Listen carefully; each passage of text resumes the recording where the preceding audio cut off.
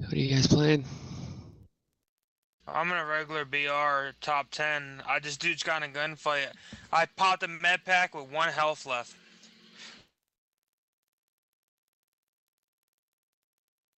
Shit just got real.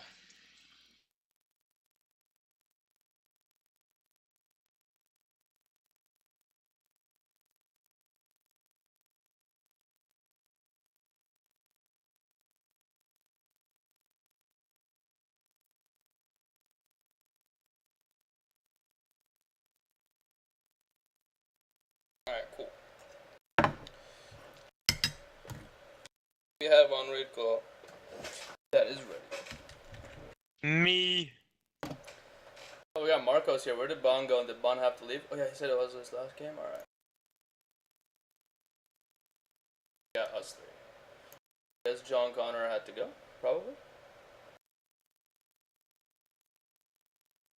Man, he's not playing. Yo. I'm top 10 right now, though. So Nice, win that shit, dude. I'll wait for you. He's got in a gunfight on the top of the radio station. The guy got me down to 1 health, and I popped a med kit and lived. Overlay is galore.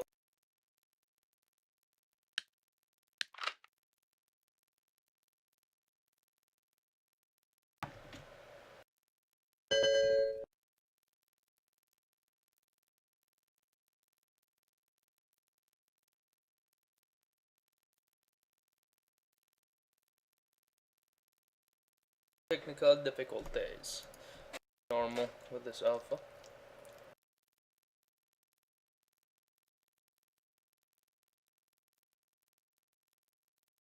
You know what, guys? Let's I'm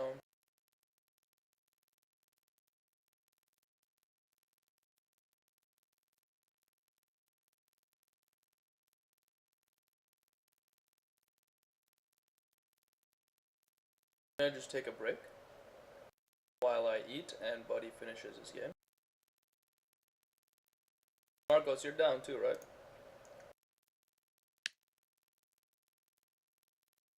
Yeah, I'll be back in probably like 5 minutes. I'll play something beautiful for you. Yeah, I'm here, man. Take your break. Alright, cool.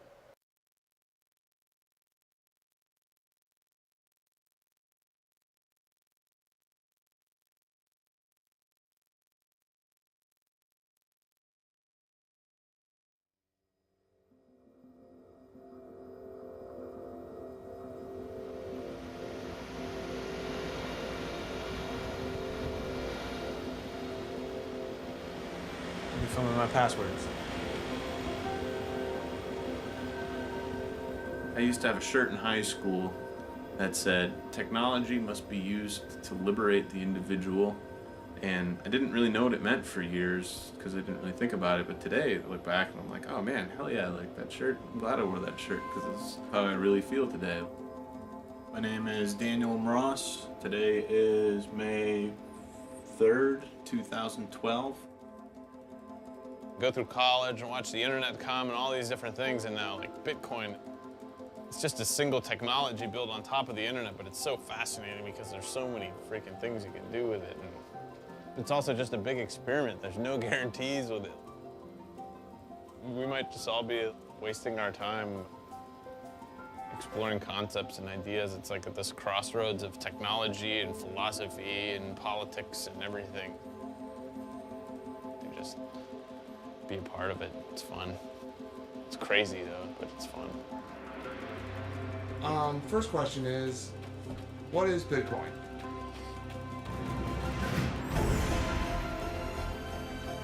I can't tell you what Bitcoin is in just a few sentences.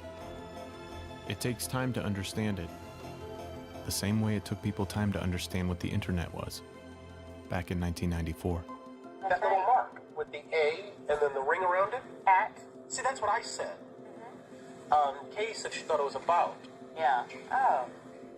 Internet is that massive computer network. The one that's becoming really big now. Allison, can you explain what internet is? When the internet was taking off, I was in college at Virginia Tech, studying computer science. Looking back, it's amazing to think about how much the world was changing. Hey Dan, ready for the game? I'm just finishing up here with my new kayaking friends. Kayaking friends on your computer? Yeah, I just got America Online. That same type of innovation is happening again with Bitcoin. It's the smartest people in the room that are the most excited about this. So what are they seeing? The internet changed the way the world communicates. Bitcoin changes the way money works. You can basically put a bank in your pocket. Want to buy some secret stuff? There is now a new note that people are starting to talk about, the Bitcoin. The money of the future. Bitcoin was created to provide an alternative to the banking system. We are in the midst of a serious financial crisis, and the federal government is responding with decisive action. Unlike most currencies, Bitcoins are issued according to a set of fixed rules. The idea was to create money whose value couldn't be manipulated by a central authority. The government, no matter how many guns they draw, cannot change a mathematical problem. They can point their guns at 2 + 2, but it's always going to equal 4. It's fascinating to imagine what it means to have global, decentralized money. And that's what's happening.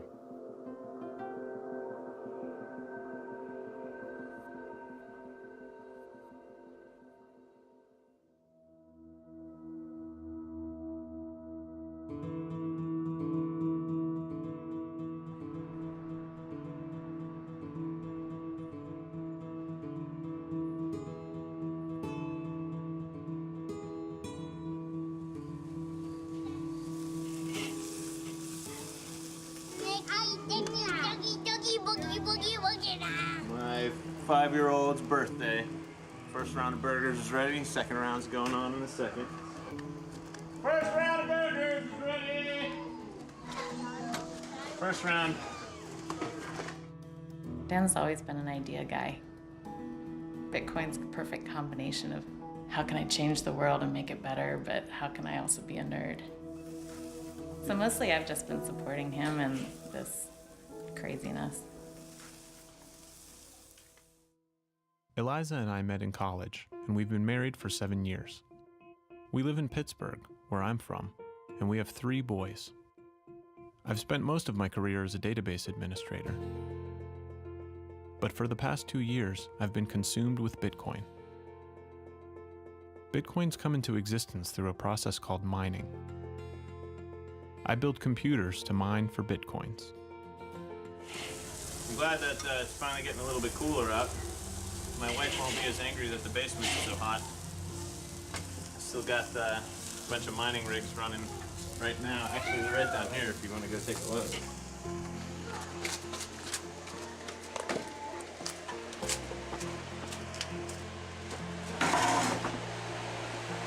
Here they are.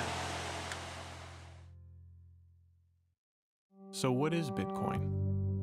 Bitcoin is a revolutionary technology that enables a new way to send payments over the internet. You can think of it as an open accounting system where thousands of computers all over the world work together to track ownership of digital tokens called Bitcoins. When you send someone Bitcoins, the transaction is broadcast to the entire network. After it's verified, it's recorded in a public ledger called the blockchain. The blockchain contains a record of every Bitcoin transaction that has occurred since the system began, and it's shared and maintained on the network, so everyone keeps the books, so to speak. Most currencies are issued by a central authority that controls the money supply. Bitcoin is a peer-to-peer system, so there is no central authority. Instead, Bitcoins are issued to users who help process transactions in the network. This is known as Bitcoin mining.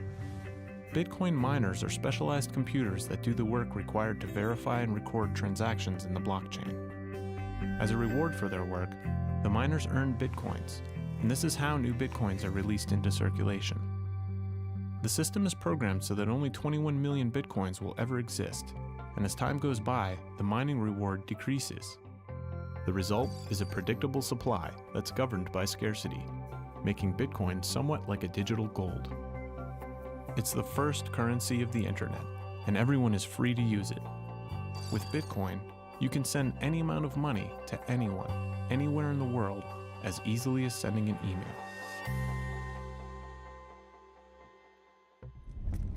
My brother Nick is a filmmaker. After hearing me talk about Bitcoin incessantly for months, we decided to start documenting things. Hey, I don't think we'll need the small camera. Can't hurt. No, I'd rather sleep it behind. I have so much equipment. You mind? Damn, you really cramped it up, huh? Not that bad. What do you mean? Jeez. Dude, they're in there. They're right in the back right there. I was convinced that Bitcoin was going to be huge, and I knew there were a lot of others like me out there. Zip my keys in my pocket so I don't forget them later.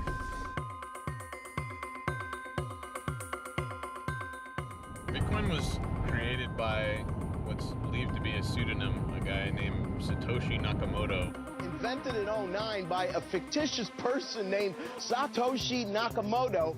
On Halloween 2008, someone using the name Satoshi Nakamoto posted on a cryptography mailing list. I've been working on a new electronic cash system that's fully peer-to-peer with no trusted third party. The post contained a link to a white paper in which Satoshi proposed a new type of payment system for the internet. It described a protocol that used peer-to-peer networking, proof of work, and public key cryptography. For years, computer scientists had been experimenting with these technologies to create digital money. But Satoshi discovered a way to combine them that had never been done before.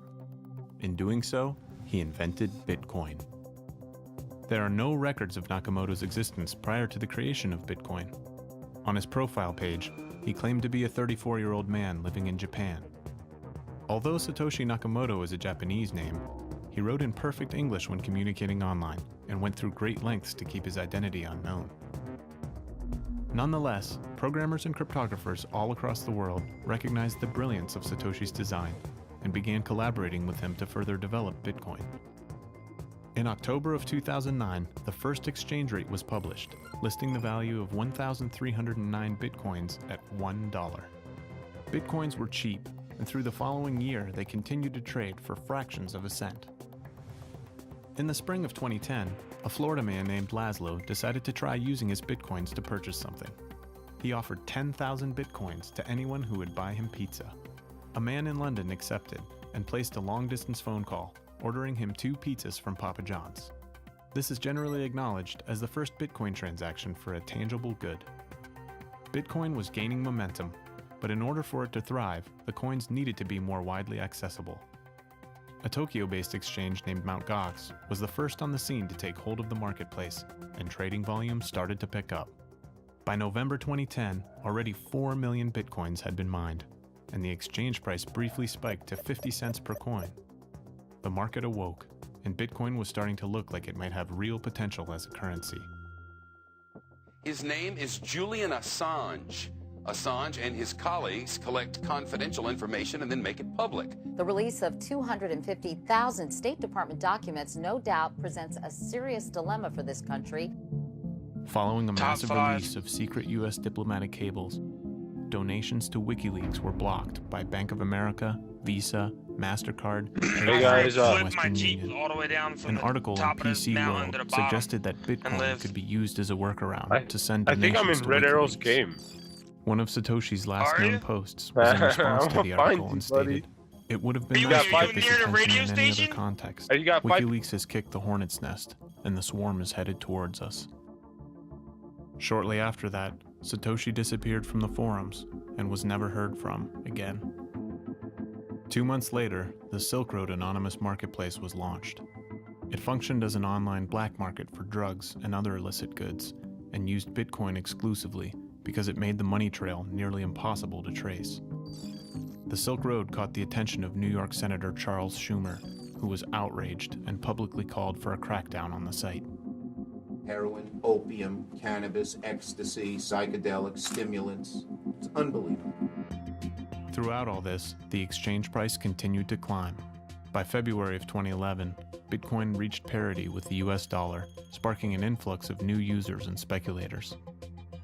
By June, the price had soared to a peak of $31 before it came crashing down.